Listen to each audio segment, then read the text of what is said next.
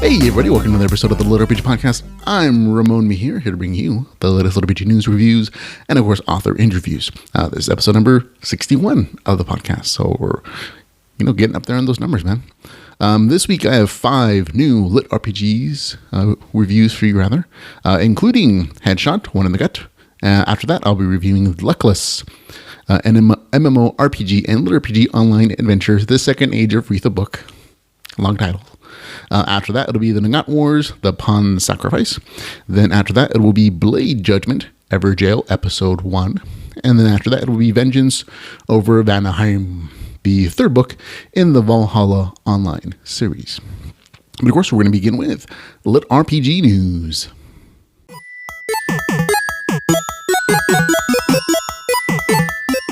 And in LitRPG news, we'll begin with Alarong Kong, author of the Chaos Seed series, has recently released some very cool bonus art that depicts the very first meeting between Richter and Scion. So it's kind of cool. I think it's very pretty, and the detail work is very nicely done. So very nice to look at. Additionally, Alarong has released the very first chapter of the next book in his Chaos Seed series. It's on his Patreon page for anybody to read and view. His Patreon supporters get the first 3 or 4 chapters, I think, right now. But, they pay even to support him as a writer. So, but if you're interested in reading that first chapter, it's there. We'll have a link in the show notes for his actual Patreon page. So there you go. Now, on to new audiobooks. That's actually all the LitRPG news we had. In audiobooks, we have 2 new releases, or actually a couple new releases, I should say. The first in new audiobooks is going to be Warscapia, written by Garrett Boggs, narrated by Matthew something. I can't read that in the text. Either way, Warscapia is a fun, really humorous LitRPG story, and I think the cover for the audiobook is even more adorable. So there you go. Also in new audiobook releases is Player in the Greenwood, written by Galen Wolfe, narrated by Kevin The Well. Also, Ascend Online is finally out as an audiobook, book 1, written by, friend of the podcast show, Luke Chimlenko, performed or narrated by Luke Daniels. So a bunch of Lukes involved in that one. One of my favorite LitRPG series. The cover for the audiobook to me looks a little weird, but it's a fun story, and I hope that you enjoy the audiobook as well. Also, last but not least, we have Harming Cooper's Fantasy Online Hyperborea. It's actually narrated by, again, friend of the podcast, Jeff Hayes, who's been on the show for an author narrator interview. He always does good work. So there you go. Now, on to stories that have been released this week, but I haven't had a chance to review them. But I want to make sure to let you know that they are out there in the world on Amazon. This includes the Eternal Transcend. This is book 3 in the world of Gaim. Kingdom Heart level 3 is out. The Long Road to Karn, which is the 5th book in the Realm of Archon series, is out. And Necromancers, Demons, and Kings, the 2nd book in the World of Samar series, is also out. Okay, on to upcoming LitRPG. This is just a quick rundown of all the stuff that I know about that's coming out in July and August. It's just a list that I'm reading. You can skip it if you like. Beginning with July the 21st, The First Planet, The Space Masters, Book 1. On the 28th, Stratus Online, Awakening. The 31st of July, The Slave in the Locked Lands, Weirdest New Book 2. On August the 1st, it'll be Office Wars, Bathroom Politics. That's the 2nd book in that series. Also on August the 1st, Rapid Play. Then also on August 1st, Into the Black, Book 3. On the 4th of August, The Glitch Fiends, Part 2, Hell's Glitch Book 3. That title always confuses me. On August the 15th, it'll be Pharaoh Book 4. Also on the 15th of August, it'll be The Last War of Ungaia. On the 18th of August, Corium, The Shadow Legacy 2. On the 20th of August, The Shaman's Revenge. 22nd of August, Shards of Reality. 31st of August, Supermassive Overload, The Space Masters, Book 2. So there you go. On to new releases and reviews.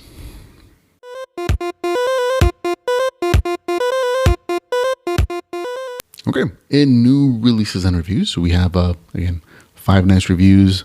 Some of these are great, some of these are okay. We're going to be with Headshot, One in the Gut, Book 1 of the Zombie LitRPG Trilogy. This is written by Matthew Sieg, It is 356 pages. It is $2.99. It is available on Kindle Unlimited. I'm going to read to you my description of the story. It's slightly shorter than the author's. Headshot uses some advanced system that plays the game directly in your mind, using your memories to recreate the details of the game world. The game creates a simulated environment of the world and drops you into it either as a zombie or as a human survivor. Each session of the game lasts 7 days, ending on Saturday at midnight. If you die in the game, you're kicked out for the rest of the week. Ryan, our main character, is not rich. He plays as a zombie with the goal of surviving till the end of the week when the servers are reset and a new round in the game world begins. Now, playing as a zombie in this game world is free to play. So there's lots of zombies. I mean, literally most of the people in the world are zombies. If you're a human survivor, you have to pay $20,000 a year. Plus, you can spend more money in the in-game store for whatever you want to buy, including weapons, ammo, mansions, RVs, vehicles, whatever.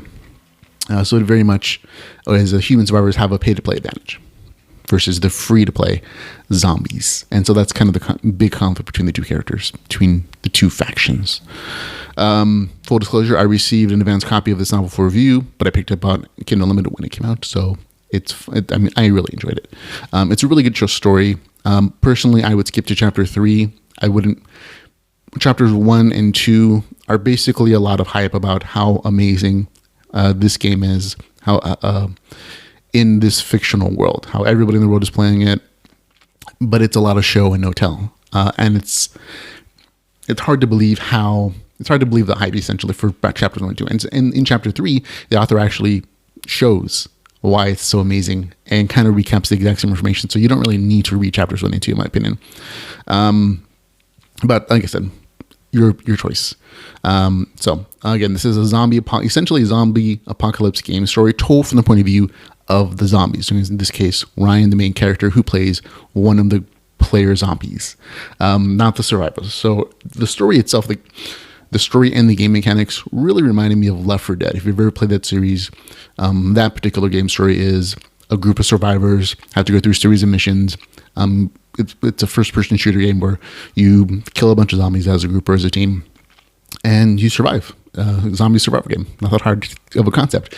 But in this case, it's the flip of that, in that the main character is playing on the zombie side. So if you can imagine a story where each one of those zombies you kill in that game has its own player playing it, thinking of ways to kill the humans, the survivors, and those zombies getting abilities to upgrade. They get experience as they kill or survive or live. That's essentially what this story is. In this game, each zombie starts out slow moving with low hit points, very easy to kill. Zombies get experience points from killing survivals, which is super hard at early levels, or from simply surviving the hunting parties that go around trying to murder the zombies. As the zombie levels, it gets new abilities. They make it a better killer, and eventually options to upgrade into specialized types of zombies similar to the ones you see in Left 4 Dead. Like you see those big tank zombies, or those spewer zombies, or the super fast runner zombies from Left 4 Dead. Those archetypes are here. And there's a lot more, there's different varieties as well. But they're also detailed with specific abilities and powers. That I thought were a really interesting way to express like the zombie trope in a game way. So I enjoy the game mechanics especially. The zombies have a slight advantage in the dark at night since electricity in the cities is off, but they're also vulnerable during the day because humans can see them better to murder them. Survivors are a real threat to the zombies since they can use real money to pay for guns, ammo, armor, vehicles, body armor, whatever it is. So it's a different dichotomy between rich survivors and free-to-play zombies, but who are weak initially in the early levels. But they also have the mob, in that there are literally hundreds of thousands of them in the world, and if they could find some way to work together, these survivors would have a much harder time murdering them all. So there's a lot of dynamics in here. The main character uses his experience in the beta version of the game and his challenge to think of really unique ways of surviving as a zombie. And as he levels, of course, he gets more powerful and is a bigger threat to the rich survivors. So there is progression of power for the main character here. Also, there's some minor themes of gamer addiction described in the story whenever the main character returns to real life, either from new stories in the world or people like calling in sick to play the game. Even the main character does it at some point. or the main character forgetting to eat and sleep just to play the game more. So there is that reference of gamer addiction as like a living zombie almost. That was, it's there. So there's some meta themes in here. Additionally, there's also the more obvious theme of the rich having all the advantages in life and seeing the rest of us, plebes as tools and fodder for their amusement and advancement. That also exists as this kind of class conflict metaphor thing in the story. There you go. While there's a lot of action, especially in the last quarter of the novel, most of the novel is taken up by the main character's introspective monologuing. I forget if there's a technical writing term for that, but it's basically because the zombies can't speak. They also don't have the ability to like read human languages or understand human languages. And so a lot of the stories is just the main character in his zombie avatar and his zombie, character wandering around the streets trying to survive. But at the same point, the author has to fill those pages with stuff other than a zombie shambles forward. And so there's a lot of self-talk of the main character to himself, speaking about different strategies he may think of to survive, or his opinions on the things that other characters, whether they're zombies or players, are doing, or he is constantly thinking about what he should do, or rage complaining about how the rich survivors have an unfair advantage, or wondering what other factions are doing. If you've ever seen the movie Warm Bodies, where that movie is about a zombie who falls in love, but a lot of the first third of the movie is just him talking to himself, but again, it's in his brain, so it's like voiceover work, and that's kind of the same vibe I get from this particular novel, where there's a lot of just monologuing to yourself because nobody else can understand you, kind of thing happening. So if that bothers you, I don't know if you're going to enjoy this, but it's interspaced with enough action that it's it works for me at least. Okay, I really like the first half of the story. There's a lot of like explanation of game mechanics. It focuses on the main character figuring out how to survive in the new world as a zombie, leveling, getting new abilities, using them in creative, interesting ways. So that's why I like that. I'm a big fan of game mechanics and learning about the behind the scenes of what RPG stuff is there for me to play my own character. And there's definitely an effort for me to do that. So I like the first half a lot about that. Now in the second half of the story, the main character finally chooses a main upgrade path, which I'm not going to spoil what it is because it's a fun twist. And then there's like this weird server shutdown that kind of makes the world go mad a little bit, in that all these players who are apparently addicted to the game so much, they kind of freak out that they can't log in for a few days. When it comes back into the story, the main character's goal shifts. Before it's, I just want to survive till the end of the week. I've never done it before. He apparently only lasted until like day 1 or 2. And so his goal shifts to returning some unique item he picked up from a human survivor that he killed. She's waiting for it in Silicon Valley, and she offers him a ton of money to give it to her, like real life money. And so that changes his goal. He has to go from Los Angeles to Silicon Valley, finding a way to survive along the way, maybe gathering an army, whatever it's going to be. But that's the shift in goals in the second half of the story. So there you go.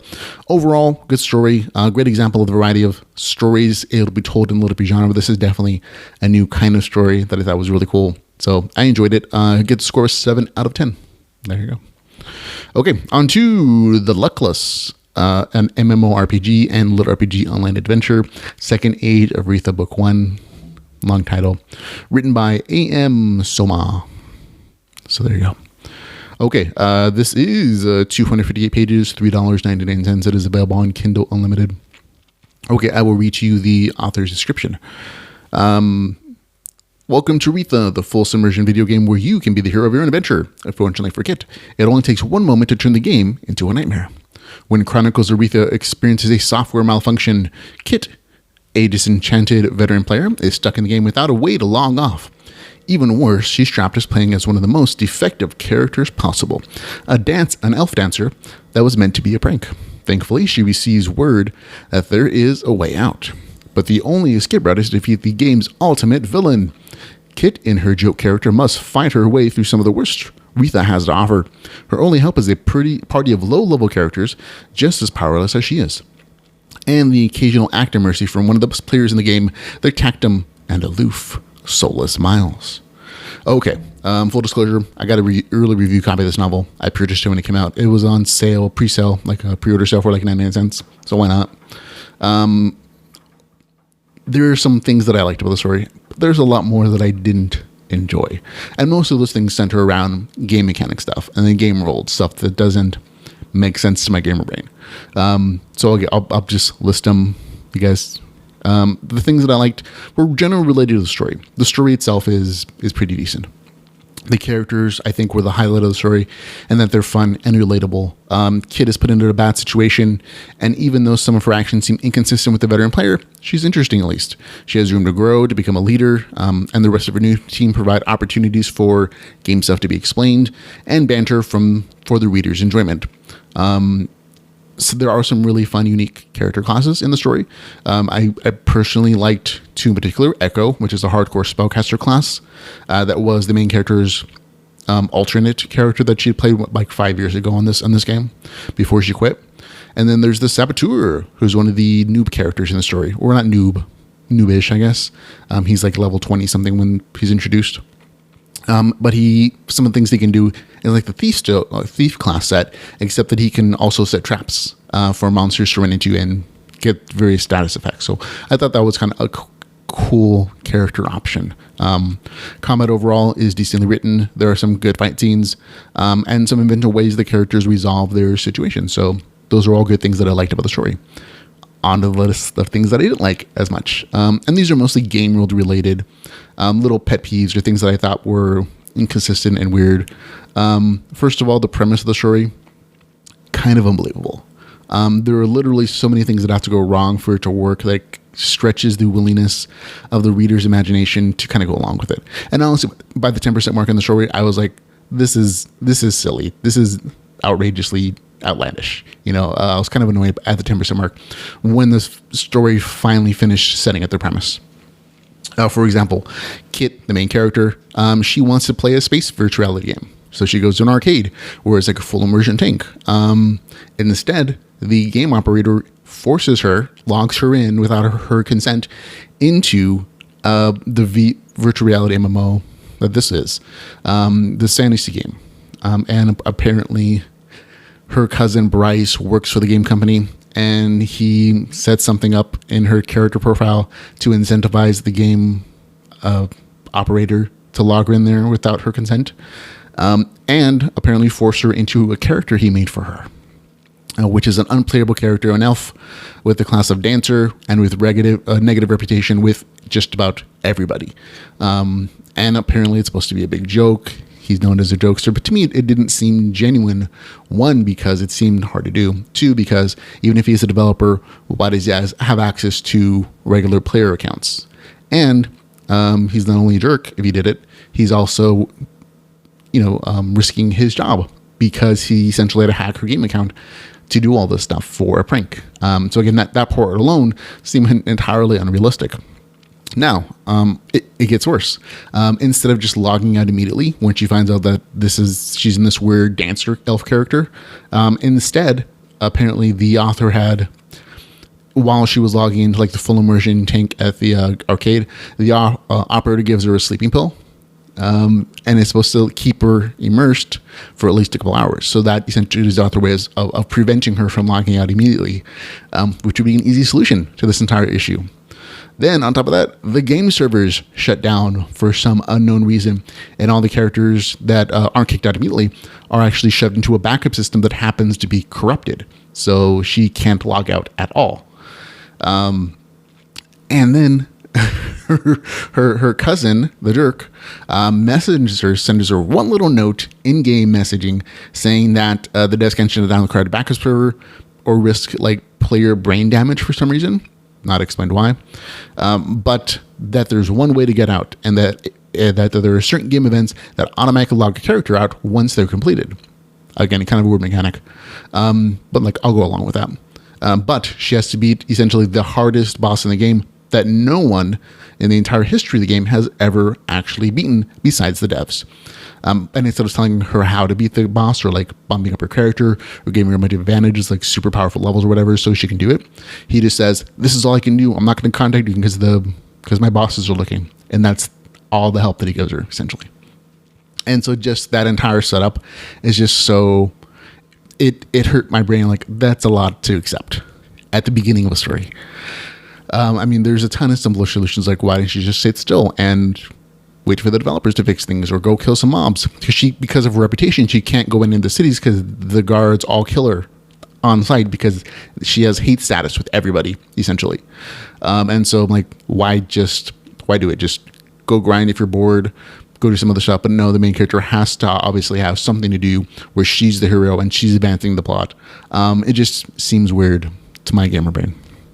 Like, essentially, in my opinion, I think the author's like trying to use the sort of online premise without having the actual incentive for players to have to go forward and fix something. Because in that series, like some weird genius scientist, game developer, essentially put bombs on people's brains, or the ways of killing them if they log out, or if someone forces them to log out.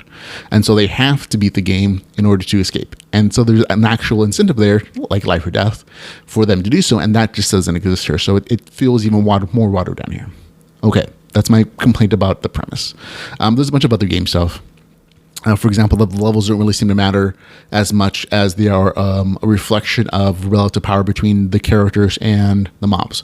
Like in the story, the main character goes from level 5 to 11 without much explanation. Then from level 11 to 20, again, there's some fights, but there's no actual, like, there's no description like, oh, this happened at level 12, 13, 14, 15, 16, 18, 20. It's just at some point she's level 20.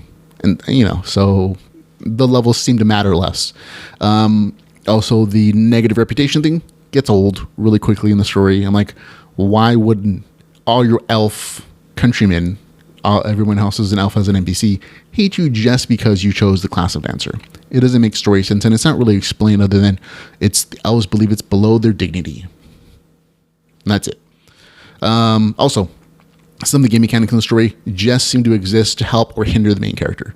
There's no thought of balance or realism in those particular game mechanics. For example, the main character has access to her 5-year-old apartment from her alternate character, who is a high-level player. And so there's a bunch of high-level gear in there and mounts for everybody. And so it seems like she doesn't actually earn anything, but instead she has a password she whispers to the door that lets her in. And then she has access to all this high-level gear that she didn't earn in this particular character. And I don't know many game systems that allow that. And that, like I said, small pet peeve. Additionally, the non-changeable crafting skill thing. There is this weird mechanic in that players have to choose or can choose up to 2 crafting skills, but they can't change them ever, ever, ever. And for some reason, the main character chooses to be a sweet maker and also a armor smith. But for some reason, she, even as a high-level character, she never recognized that her class of dancer or mages don't use metal armor, which is the only thing she can craft as an armor smith. So things like that kind of bugged me because I'm like, it doesn't make sense other than to say, oh, isn't that just your rotten luck main character? So there you go. There are some other things, and I'm not going to go through the whole list. I realize it's rather long at this point. Basically, overall, it's not a horrible story. I don't like the end in particular, just because the main character doesn't solve it by her own efforts. Rather, it's an intervention by like a high-level character to save her and her party, and then she gets a magic power that not talked about previously, and that always kind of bugs me as like an end resolution. It's like wave magic wand to solve problem, and so for me, just that and a bunch of other things kind of bring it down from possibly being good to just being slightly better than okay. Like the writing itself, not bad. The story overall, not horrible, but it's just a bunch of little things that stop it from being good, in my opinion. And so it gets a score of 6 out of 10. So there you go. Okay, on to the Nagant Wars, the Pawn Sacrifice, a LitRPG novel written by Jaden Hunter.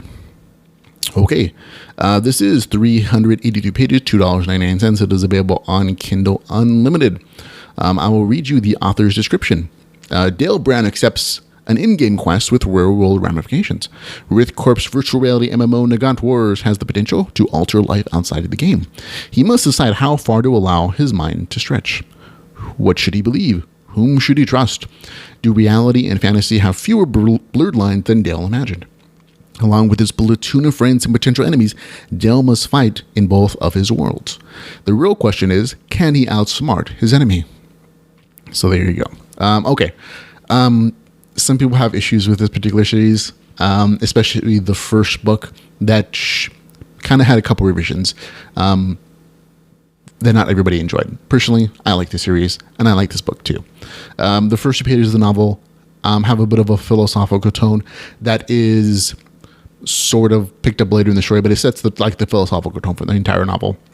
But by the 2% mark in the story, though, you're in the game, you're in the Nagant Wars, fighting stuff, main characters beating mobs and monsters, so you get into the game world very quickly in the story, which is very different from book 1, in which there was a long stretch of stuff that happened before you got in the game world. This is an improvement, in my opinion, just based on that aspect alone. The story is very combat heavy, especially towards like the first third, 30-40% of the story. And the game mechanics, they're consistent, but they're not super detailed. And so there are things like levels, perks that give you additional powers for the main characters, for your character as you progress, and quests and stuff. But the author also assumes that you've read, I think, book 1, in which he set up all that stuff, like crafting, guilds, possible character progression options. All that's essentially set up in book 1, and I think he assumes that you read it going into book 2, so he doesn't have to explain it again. There are very detailed descriptions of enemies and some items, but that is kind of the extent. It's not super heavy on like a bunch of game information. There's no damage numbers when it comes to like combat. It's just descriptive. I cut his throat. He beat me with the club, whatever it is. Things like that. The teams themselves, because it's an army platoon, they're really well thought out and balanced. There's tanks, DPSs, they're healers, range casters, range fighters, whatever it is. So it's a really balanced group efforts to kill these mobs and quests and things. So game mechanic wise, it's pretty decent. But again, it's not the most descriptive and it's not the most detailed that I've ever read. So it is what it is. Now, one of the things that the author does do very well and seems to highlight and enjoy more is probably the banter and the conversations between characters. There's a ton of humor and joking and friendly ribbing between the platoon members, and each character in the platoon has their own unique personality, their own likes, their own historical backgrounds, cultural traits that they bring to the story. And I like the humorous conversations personally. They're nice breaks from the combat. There are lots of nods to pop culture, movies, and even some LitRPG works. Like there's nods to The Land, Dungeon series, plenty of other stories, like little word drops or stories like, oh, if you've read this series, like, oh, I get that reference kind of thing. So I thought that was kind of cute too. But the place, in my opinion, that the author shines the most is essentially in the speculative exploration of what a system like the Nagant Wars would mean for humanity. When I read these sections of the story, which happens mostly later on in the novel, it almost feels like I'm having a conversation with the author. In that we're discussing, what are the possible future ramifications for developing virtual reality and its impact on humanity, especially, speculatively saying full immersion stuff or the consequence of developing real artificial intelligences.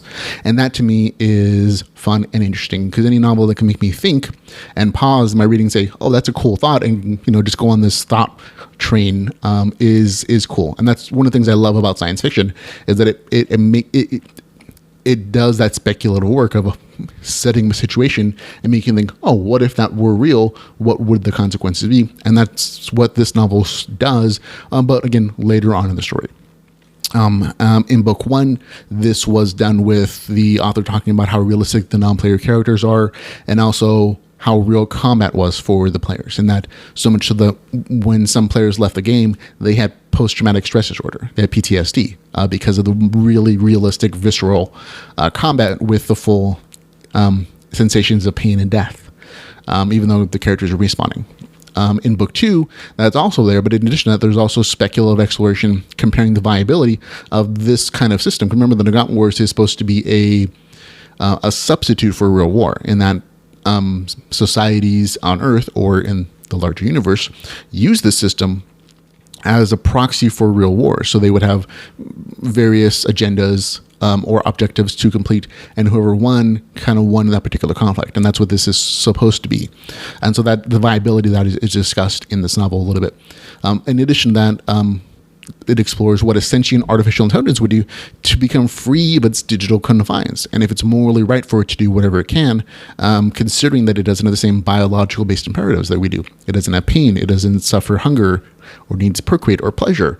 And so the things that it would be willing to do are very different from what we would do, because we have internal biological confines. We inherently don't like pain. And so we tend to avoid actions and behaviors that cause that for us or to others, because we can empathize with them. But with an artificial intelligence who doesn't have those things, what are they going to be willing to do? And at the same point, would that artificial intelligence be a better governor of humanity than humanity? Because again, that artificial intelligence doesn't have the same motivations.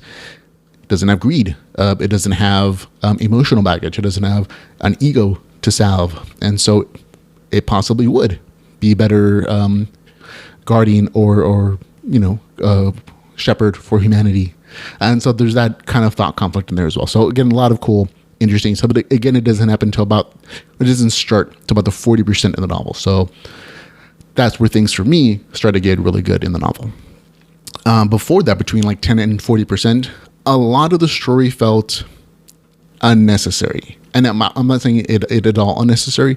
There's some stuff with Amy, the assassin, that turns out to be really important. But the stuff with the main character, the platoon, and the combat they go through it feels like side mission stuff. Like they get a main mission to like destroy some ships early on in the story, and that's supposed to be what they're doing. But they don't get back to that until like 60% into the novel.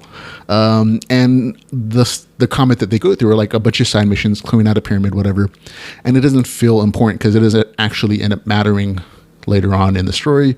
And it feels like the author put it there just because he needed to fill that first portion of it, or maybe he's responding to commentary about his first novel and that it wasn't action enough, or maybe he's just trying to fill some metric he thinks is there. It's not bad written or anything. It's good action stuff. It's goodish. But again, overall in the story, it just doesn't feel like it's needed or necessary, I guess. And again, small criticism. It doesn't stop me from enjoying the story at all. It's just like when at the end you look back and say, oh, what was the point of that?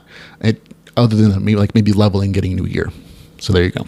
Overall, had a good time reading the story. There's action, adventure, romance, some seriously interesting betrayals, which I'm not going to spoil, but I was like, oh my God. I was like, that's some psychological stuff there. And a touch of sci-fi speculation. This novel felt a lot cleaner than book one, and it was really focused. So there you go. I think I remember the author saying one of the things he regrets about writing book one is not that he regrets writing. It says that he felt like he was being too clever in book one, and that I don't think that exists here. Like, it's still really interesting, but there's not as many thoughts and like plot themes and like going on at all at the one time. Like there's a couple, and I think that's perfect amount, because you have your combat and then you go into these really cool sci-fi themes towards the end of it. I'm like, oh, that's much more manageable for the average reader, I think, than like some other things that happen in book one. And so like I enjoyed this one. It was really nice. And anytime you can make me think and just kind of dream and imagine in a story, like that's cool. So me gets a score of 7 out of 10. So there you go. Enjoyed it. Okay, on to Blade Judgment, Everjail, Episode 1, written by Rhino Neethling. I don't know if that's his real name. Either way, it's a cool cover. Okay, it is 36 pages, 99 cents. It is not available on Kindle Unlimited, unfortunately. It's a short story. I don't think you can price your novel less than 99 cents on Amazon, so it is what it is. So there you go. I'll read the author's description. The world of Warscapia is full of adventure should you seek it, love should you want it, and death for those who are foolish.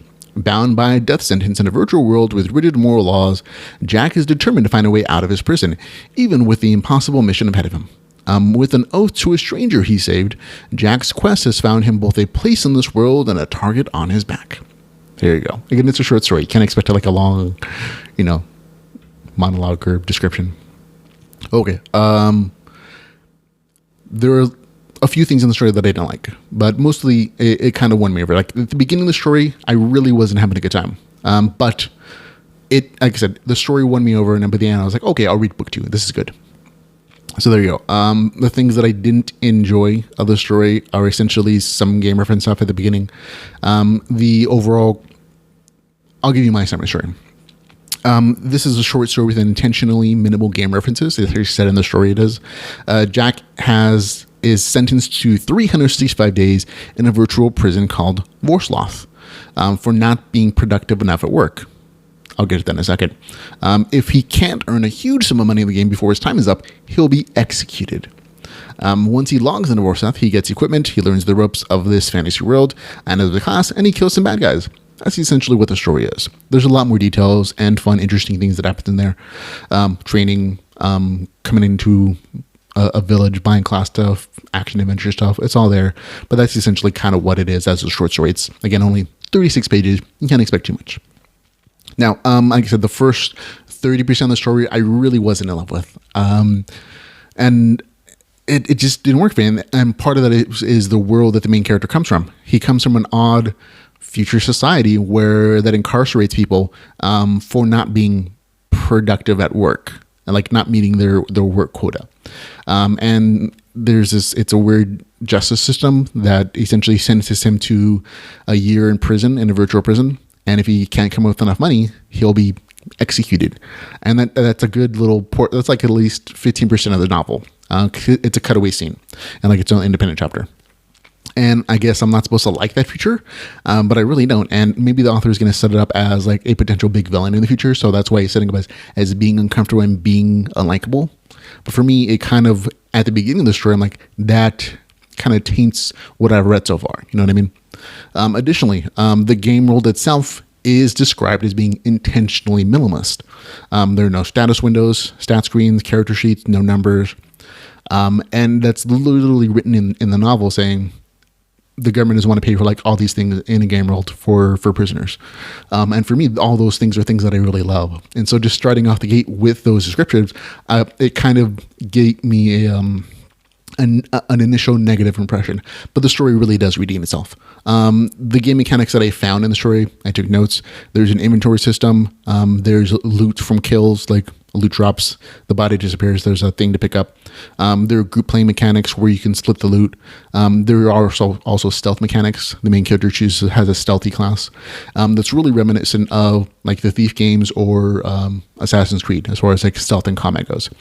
And again, these things are just described conversationally in the story. They're not described as, blue screens that show up or text that pops up or a character sheet in which you can mess around with your stats or whatever. That's just not the kind of story this is. Essentially, the author chose or publisher chose to write this as an RPG story that emphasizes the role-playing over the game portion of it. And that's a choice. But again, it has everything that qualifies it minimally as LitRPG. So it definitely hits in the category. The story is good enough. And you do see enough game mechanics in the story that you're like, okay, I guess it's cool. And eventually gets rather decent, rather good. Again, the combat, I think I like the combat the best. And that it really did remind me of like the stuff from Assassin's Creed, and that the main character can't just be a full-on tank warrior and go charging into battle. He has to think about how he fights, how he takes out the guards around an encampment stealthily with his crossbow, or he sneaks up behind them and cuts their throat or kills them stealthily, whatever the case is. And so that kind of redeemed in my opinion. I personally would have loved to have gotten more game details about the game mechanics of the world, but author's choice to write a certain way, and I respect that. I guess that overall I ended up having a good time reading it. But again, it's short. So it gets a score of 7 out of 10 for me. There you go.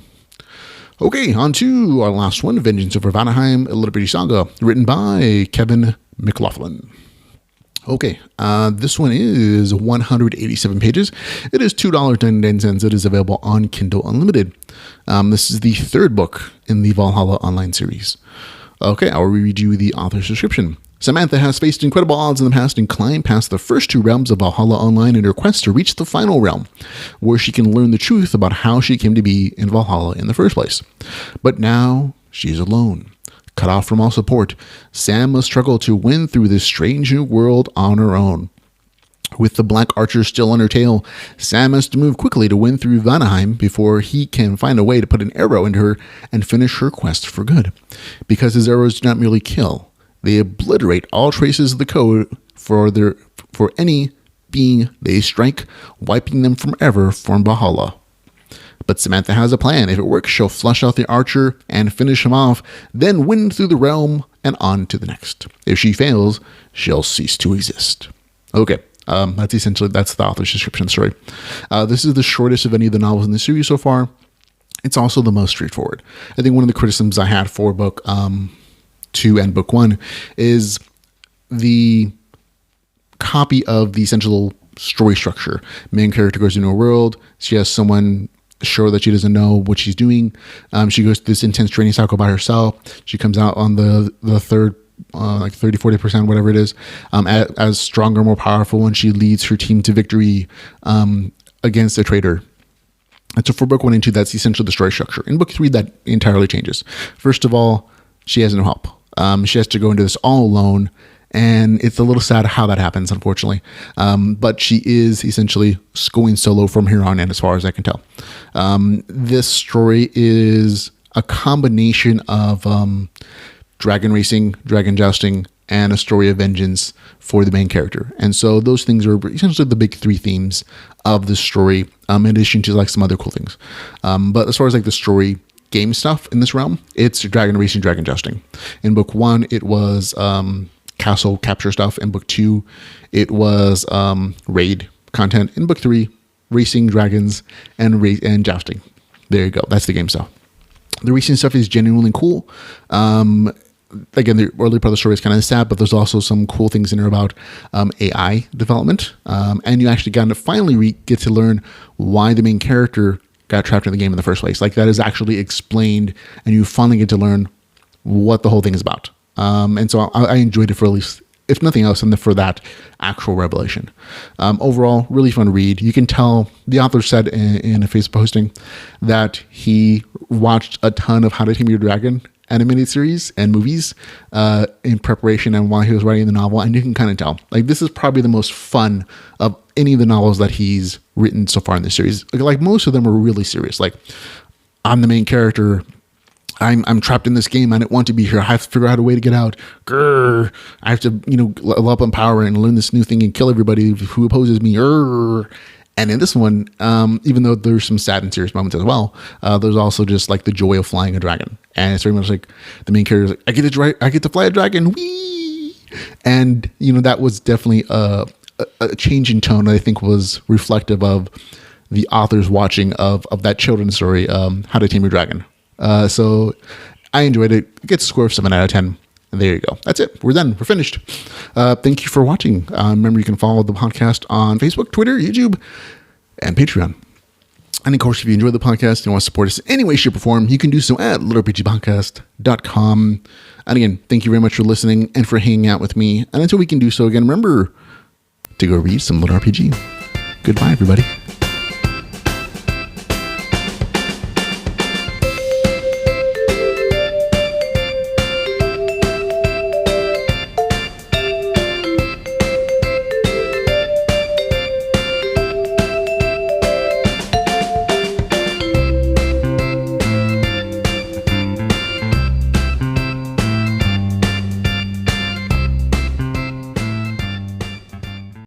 Hey everybody, welcome to another episode of the LitRPG Podcast. Ramon Mejia here, just getting everything set up for the podcast thing itself.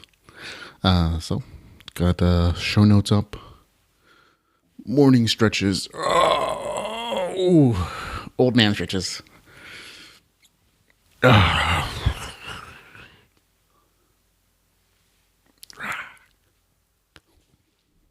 Lionfish, lemon face, lionfish. Lemon face. La, la, la, la, la.